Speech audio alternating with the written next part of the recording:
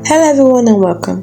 In this video I'm going to walk you through how to change currency in Exodus app. To change your currency that is displayed in your Exodus wallet, the first thing you need to do is access your settings.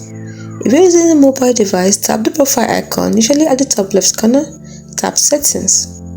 If you're using desktop, click on the profile icon at the top left corner and click settings. Then whichever device you're using, just simply find the set currency.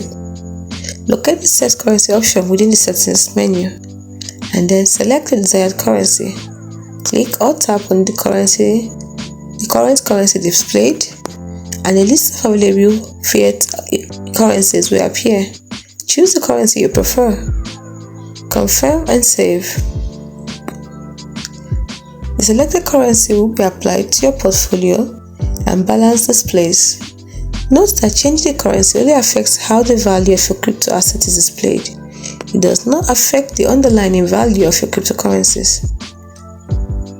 By following these steps, you can easily change the currency displayed in your Exodus wallet to suit your preferences. Thanks.